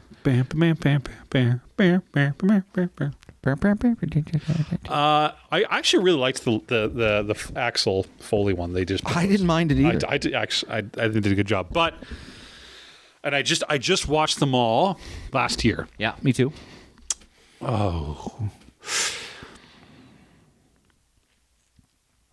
It's got to be the first one. It is the first one, Yeah, at it's gotta be the 83%. first one. Although my personal favorite, and I think we should go over which one's our personal favorite. For all these yeah, things, yeah, my sure, personal okay. favorite is 2. 2. Yeah, I agree. Yeah. I think it's just more refined. Yeah. The Jason Bourne series, Ooh, yeah. 2000 to present. All of them. The highest rated is 92%. That would be the. Yeah. Okay. It'll be the third Jason Bourne film. The Bourne in Ultimatum? the original trilogy. Yes. Okay, you are correct. Yeah. 92%. Even though on this podcast previously I have dissected why it is completely unwatchable. I also don't like it. Yeah. The second Jason Bourne film If- is the best one. For those of you who are new listeners, and those to remind who are long listeners, this movie, The Bourne Ultimatum, has no cut in it longer than 5 seconds. It is, Yeah, it's it flash, is, flash, and once flash, you flash, notice flash, it, flash. it is unwatchable. You cannot watch that movie. It's just terrible. I think the first Jason Bourne is my favorite. Great movie. The Blade series. Ooh. 3 Motherfuckers Blades. always trying to ice skate uphill. He could have been on this list for fucking movies, actors, career. I think you see, here's the problem, because I'm always competing what my favorite is to what I think the general populace would like. Yeah, and that's kind of the game. The game is what's the general populace would think. Oh, man. I'm leaning towards the third one, even though I really don't think it is. Blade Trinity. Yeah, with Ryan Reynolds. Just so you know, the highest Rotten Tomatoes score is 59%. Okay, I'm going to go with the one with Ryan Reynolds. It is not. It's actually the original It Blade. is the original. Son of a bitch. My personal favorite Yeah. is the second Blade, Is the second? Mine too. which is a Guillermo del Toro It is. vehicle. It's a Yeah. it's a good movie. Even you can take the Blade out of that movie, it's still good. You might not be okay with this one, but I put it in here because I've seen them all. The Conjuring universe. Oh, okay. So it includes the Conjuring movies, all Yeah. 4 of them. It includes the Annabelle movies. It includes the Nun movies. Yeah. It includes the La Llorona movies. Yeah. Hit me up. And I'll just tell you, 86% is the highest Rotten The Tomatoes. second Conjuring movie.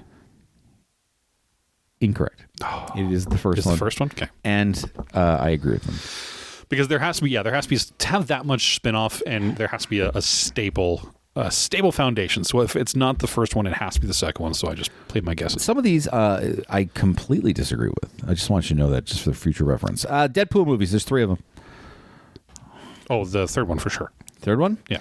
Highest rated, 85%, first Deadpool movie. Really? Yeah. Over the third one with Over you? the third one.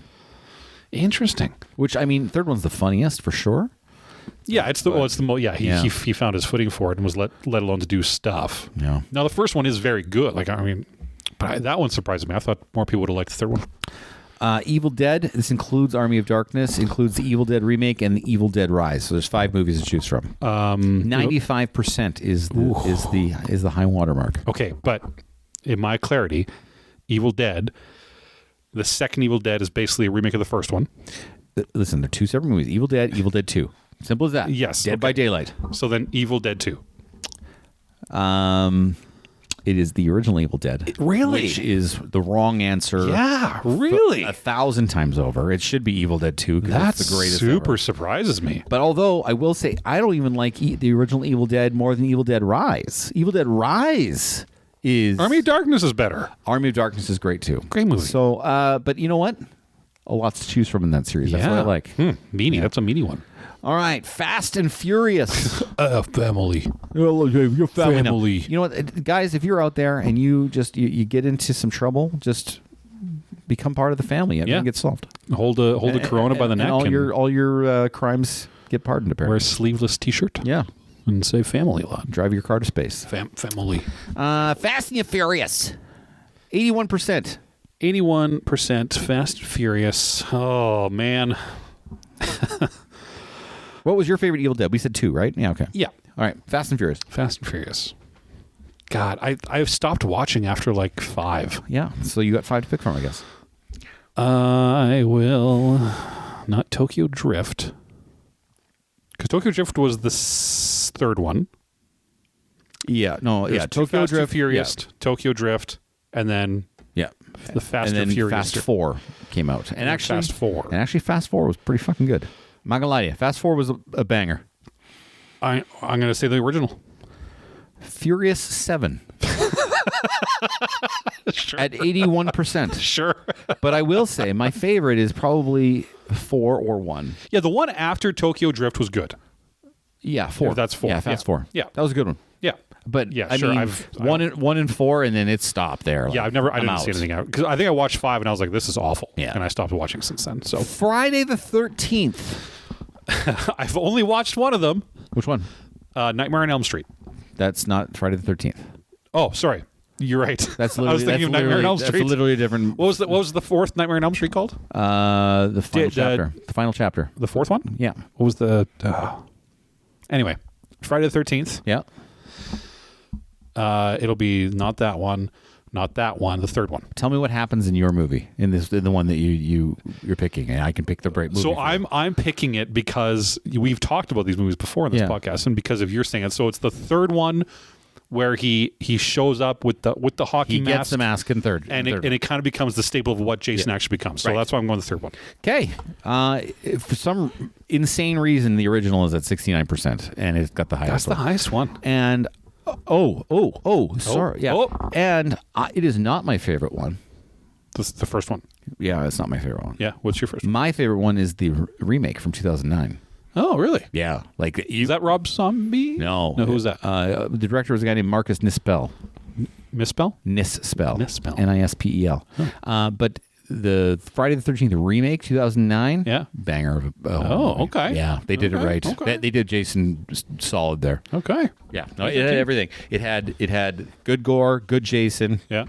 Breasts, all of it. Perfect. Yeah, it was the perfect. It was the Sign me perfect up. Friday the 13th movie. Okay. The Godfather trilogy. We're gonna Which listen, can we revere the Godfather movies as some of the best movies of all time? First couple. I liked all 3. I loved all 3. Number 2 for sure. Godfather Part 2 will absolutely be the number 1. 97% the original.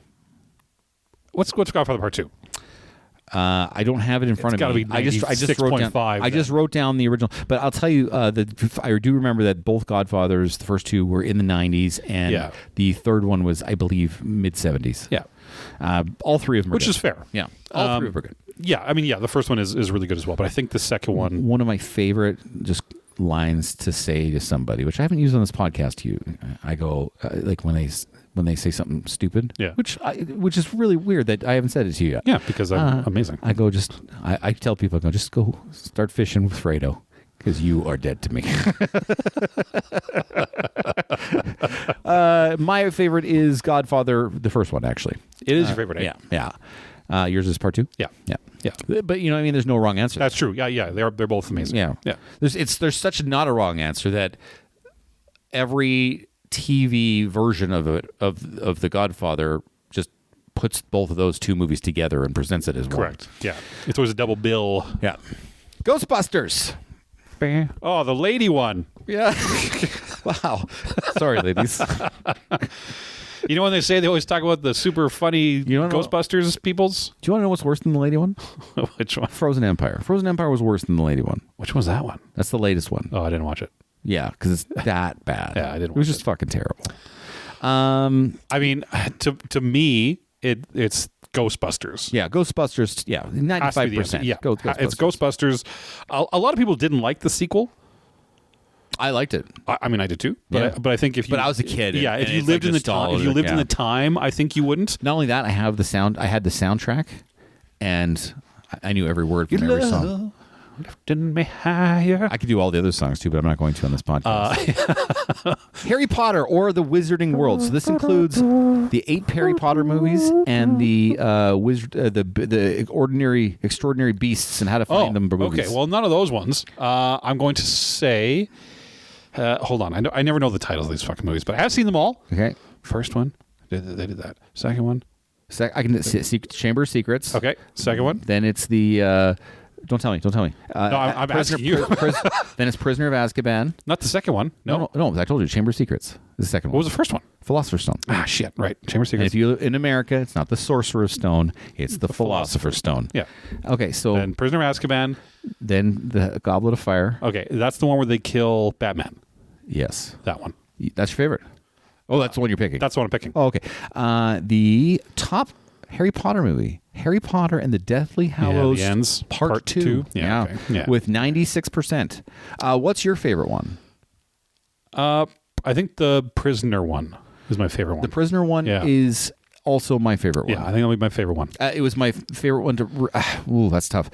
Because Deathly Hallows, the last book was so good too. Yeah. Oh, yeah, both good. The Hobbit. Only the 3 Hobbits. Just the 3 Hobbits? Yeah. The first Hobbit for sure. That's your best. Okay, that's the one. Yeah. No, Desolation of Smog, 74%. Third one? That's the second one. That's the second one. See, Yeah. that's the problem. I can't. The third one was hot shit. Of the 5 armies. Right. Yeah. No, they're just. Yeah, I didn't like. Desolation of Smog was also my favorite. Okay. Yeah. Okay. Hunger Games movies. There's now 5 of them. 5 of them. 5 movies? Yeah. Oh my god. Oh, you're counting the prequel ones. Yeah. Yeah. Hunger Games. 90%. 90. Same thing. There's the first one, the second one, and they broke the third book up into 2 2, movies, correct? And then there was some other bullshit last one that I didn't even watch. The third movie. Third movie, Mockingjay Part 1? That one. It is not. Yeah. Okay. For some insane reason, it's Catching Fire, the second one. The second one? 90%. Come on. Because the first one was way better than the second one. The second one was agree. literally a carbon copy of the first one. And it wasn't good. No. Oh, interesting. It's weird, right? Oh. I would not have guessed 2 at all. Indiana Jones movies. Well, not the fucking last one that came out. The last one's not the worst one. I'm sorry. Yeah. Crystal Skull is worse than the last one. And I think Temple of Doom gets too much love. Oh, it gets way too much love. I think on Rotten Tomatoes, though, Yeah. it'll be Last Crusade. Raiders of the Lost Ark is the highest rated Really? at 93%. What's my Raiders? What's my favorite? No, what's Raiders? I'm gonna look it up. No, Raiders. I just told you 93%. Or sorry, Crusade. I don't know. But what I can tell you is that it is my favorite. Crusade is my favorite one. It is my favorite one as well. Yeah. I thought it was everyone's, if I'm being honest. Yeah, but I mean, we're talking 1 and 1. Sorry, what was the first one? Raiders of the Lost Ark. What was the value on Rotten Tomatoes? 93. Yeah, this one's 84. Yeah. But a 94%. I only did critic regular scores. person. Sorry, Yeah. I did critic Yes. score. Sorry. Yeah. I should clarify. I only did critic scores. Yeah. All right. John Wick. John Wick The last one. Hold on. with 94%. Which is John Wick 4. That's what you said? Yeah. You are correct. Yeah. John Wick 1 is still my favorite. What is your favorite? I liked John Wick 1 because the story was, I mean, it had a story. And it was just a By fun. 4, it's a little convoluted. They just kept throwing extra to world build this extra stuff. I would also argue part 4 was probably 20 to 25 minutes too long. It was way too long. And normally I like long movies if they're worth it, but 4 was. Yeah. Like 4 is my second favorite one, but it wasn't. You trimmed 20 minutes off that. That's fair. The Jurassic World Park Rebirth movies. What's our favorite? The first one. The first one is 91%. Absolutely. And they should have fucking stopped there. I enjoyed that one a lot. And again, like I mentioned in a previous podcast, I think they improved on it from the book in every way, shape, and form. Lethal Weapon, 4 movies. Ooh. What was your favorite? My favorite was the fourth. Sorry, the Jurassic Park. Sorry, what was your favorite? First. Yeah, the first one. Yeah. Okay. Your favorite for My Lethal favorite Weapon was the fourth one. My favorite is the second one. Okay. Oh, yeah. Diplomatic community. Your license has been revoked. Crack in my neck. Which would be the best one for Rotten Tomatoes? I'm going to say the first one. First one is 80%. Yeah, I bet the first one's the highest. Lord of the Rings. The trilogy. I bet Return of the King is the highest. Okay. What's your favorite? The Fellowship. Fellowship. Okay. Yeah. My favorite is Two Towers. It's Two Towers. Yeah. And the winner is the Two Towers at 95%. Oh, man. Yeah. I'm really in the smaller it's the group best there. one. I'm really in the small group when it comes to that one. Yeah. I love hey, listen, I love the first one and the Yeah, they're all if I'm picking, it's second, first, third. they're all amazing. Yeah. But yes. Yeah. Yeah. All right. Matrix movies. There's 4 of them. The first one. Yeah, the first one, 83%. I think we all agree. Yeah. Yeah. Mission Impossible. Ooh, Corbyn. This is much more your style of house, but I'm going to say it's going to be somewhere in the middle. You know what my favorite one is, and it's your least favorite one. What's that? The third one. Yeah. The third one, second one is the worst for me. But fair. The second one is the worst. But you know what? We'll talk about that in the Rotten Tomatoes section. Hey, you guys can also go back and listen to our Mission ranking of the Mission Impossible. Impossible. That's like the second. That was like the second or third. Yeah, it was podcast early. we ever did. Go back. It was early. You might have to listen to. That's when it wasn't top 5. It was top whatever. Yeah, just the best of best. Yeah. I'm going to say. Hold on. I don't remember the names. What was the one where Superman reloads his arms? That's Fallout. What was the one before Fallout? Rogue Nation. That one. Okay, it is Fallout. Son of a bitch. Okay, but you know what? Like for me, Fallout, Rogue Nation. Yeah. Boo. Yeah. It's so good. Yeah. So good stuff. Yeah. All right. You've only seen, I'm going to skip that one because you said you only seen one of them. Okay. The Ocean's 11 trilogy, including and plus the female Ocean's 7. Yeah. Anyway. I remember liking this. No, wait, did I like the second one? I remember liking the second one because it had more. What's his face in it? The bad guy. Okay. But I think the first one will be the second one I hated. But I might. The French one? I might. Well, no, hold on. No. One in France, Europe? Oh, no, terrible. No, not that one. Sorry. Right. No, the one with Garcia, where they're helping. They kind of like have the truce with Garcia. Is that the third one? Garcia is Andy helping Garcia? him. Yeah. That's the third one. Okay, that's what I'm thinking of. That's my favorite. Okay, yeah. That's what I'm thinking One's of. good, but that's my favorite. I think one's going to be the highest. One's the highest. Yeah. All right, we're going to go with the Predator movies. All movies where a predator has shown up. All of them? All of them. Shit. First one.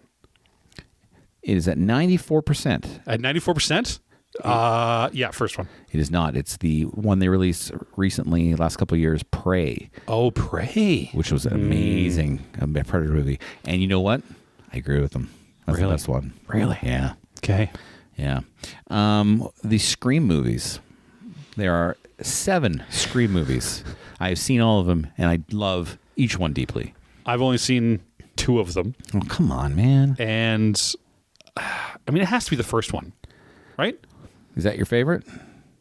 No, the other one I watched would be my favorite, but I don't know which one it was. I think 6 might be my favorite. I don't know which one it was, but I'm going to say the first one was the highest rated. The highest rated is number 2, Scream 2, 82%, which is ridiculous because the original Scream was so good. Okay. But no, Scream 2, 82%. Okay. Isn't that crazy? That is crazy. All right. I would have thought it'd be Scream 1. We've got Spider-Man movies. Remember, these are not including animated movies. So you have 1, 2, 3, 4, 5, 6, 7, 8 Spider-Man movies to choose from. I think the highest Rotten Tomatoes Spider-Man movie 93% is Spider-Man 2 of the Tobey Maguire trilogy. What is your favorite? Oh, that one's up there, but gun in my head, that one. All right. My favorite is No Way Home. Yeah. Great movie. And those two are tied for number one. Oh, shit. At 93%. No shit. Yeah. Pretty crazy, huh? Yeah. All right. We're going to go with... It was good because they used the villains from Tobey Maguire's films. Yeah. Which is why it was good. But anyway, go ahead. X-Men movies. Anything that has the X-Men there's in just it. so many fucking convoluted X-Men ones. Yeah. The highest score is 93%. That would be X-Men 2 from the original X-Men 2. X-Men movies. Incorrect. It is Logan. Oh, the yeah. Okay. standalone All right. Wolverine Yeah, movie. I didn't think about that one. Yeah. Okay. Yeah. Yeah, right. that's correct. All Okay. right. So that is Prosperous Fruits, I like which that. I think was a little more easy. It was. I like. Yeah. You're not guessing the film, Yeah. but you're guessing its placement, which I didn't mind. I was definitely surprised by a few of them. Except we have to play Rotten Tomatoes now. Oh.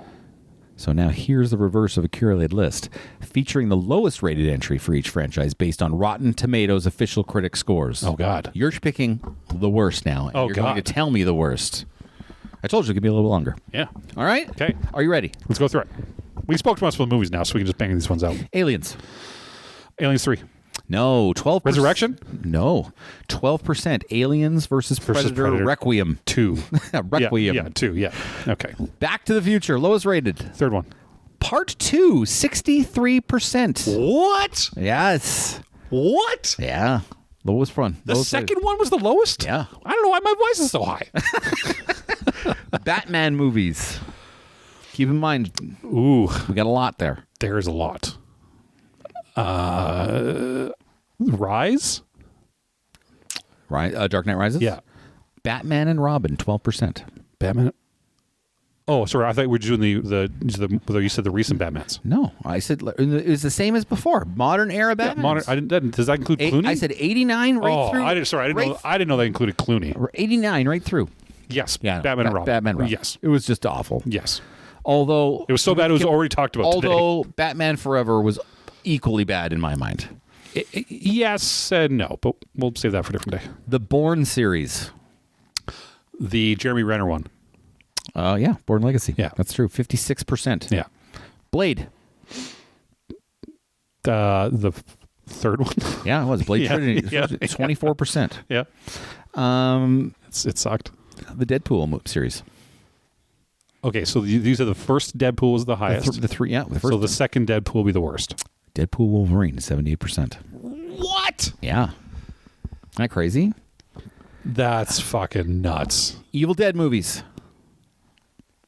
Well, these fucking people. These are all critics too, eh? They're gonna say probably Army of Darkness. Oh, yeah, that would be a wrong answer for anybody. Yeah. It's actually the 2013 Evil Dead remake. Oh, see, I didn't. Yeah, they did remake, didn't Yeah. they? Yeah. I'm skipping Fast and the Furious because we didn't see a whole lot of those.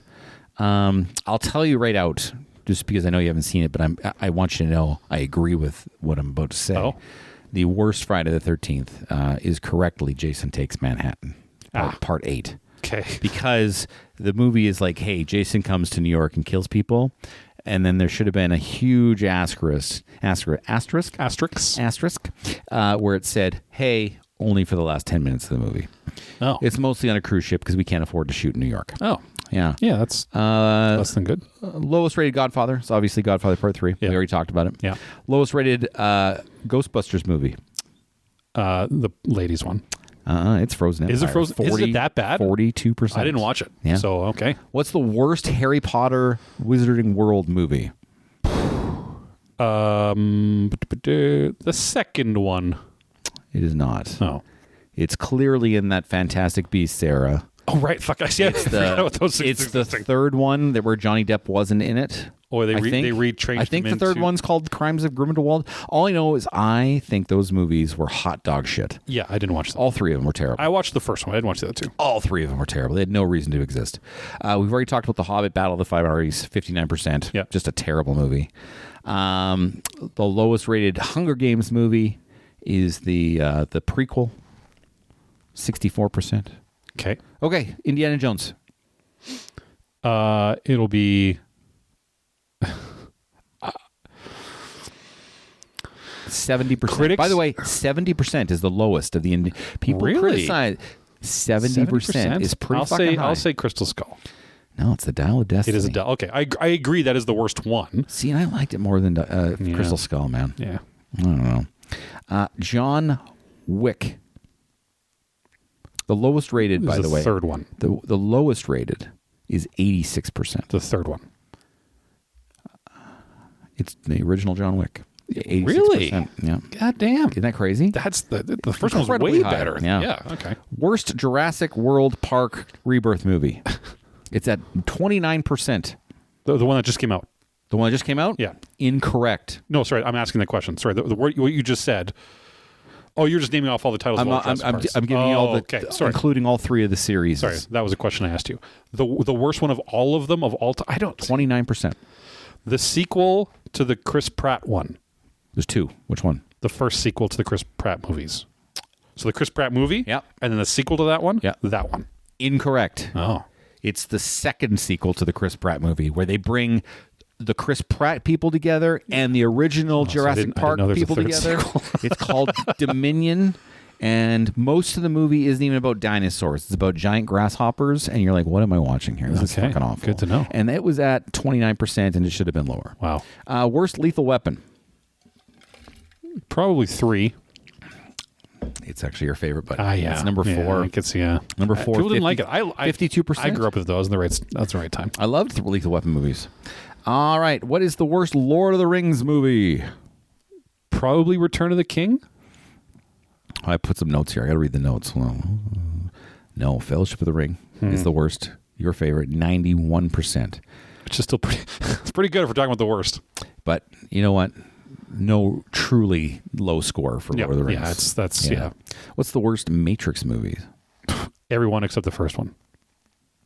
No, you got to pick one. It's at 34%. This last one that just came out. Resurrection? Yeah, the one where they switched everybody around. And It's actually Revolution is the third one. third one. Oh. 34%. What is the Critics' Choice worst Mission Impossible movie? The second one. It absolutely is. It has to be the second yes. one. The John they, Woo. They agree with me. Yeah. And the slow motion, 56%. Slow motion. 56%. Yeah. I'm going to skip a couple of the other ones we mentioned earlier. Okay. Did you watch all the Pirates of the Caribbean movies? I believe so. All right, Pirates of the Caribbean. What is the worst one? It'll be one of the later ones. There's 5 of them, I believe. I'm going to arguably say 5 because that's where it ended. 5 is is that Dead Men Tell No Tales, or is that a different one? No, that is because it was Stranger something. So Dead Men Tell, yeah. So Dead Men Tell No Tales is the yeah. You'd be correct, 30%. Yeah, not very good. The worst. We did that already. Why am I reading that again? Worst of the RoboCop movies. Worst of the RoboCop movies? Yeah. Are we counting the remakes? Yeah. There's only one remake. Right. So there's 4 movies. So it's 4 movies. Yeah. So that one, the 4th remake. No, it's actually RoboCop 3. 3? And if I could remind you, RoboCop 3, there was some sort of Asian martial artist robots that did something, and they flew. It was fucking bad. Like and you want to know how bad it was? 3% on Rotten. 3%. 3%. Wow. Because it was that bad. Jesus, that's a bad movie. And even the guy who played RoboCop didn't want to come back for that movie. Yeah, so they had a different guy playing him. Worst Scream movie. 4. I agree that it's 4. It's not my favorite. Yeah. But 3 is actually the lowest rated. See, I hesitated on the 3, but I'm like, it's not going to be 4. All right. Worst rated Spider-Man movie, 2002 to present. It'll be. I'm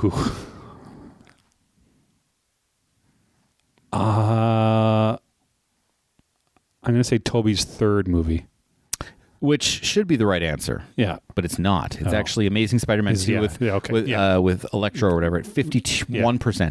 But if you really want to be meta about it and stay in like the Spider-Man universe, it's actually Madame Web with 11%. Yeah. If that was allowed. All right. Last couple here and we're almost done. Terminator. All the Terminator movies. What's the worst Terminator movie? What's the one where John Connor comes back as a robot? I believe that's Genesis. That's the one I'm going to say. That is correct. Yeah. 26%. Yeah. shit movie. My most hated Terminator movie. No, that's the one. Yeah, it sucks. Yeah, that's the one. Yeah. Okay. Have you seen all the Transformers movies? Yep. All right. Worst Transformer movie? The one with the knights. The Last Knight, 16%. Yeah. 16%. Can you guess the most popular Transformers movie?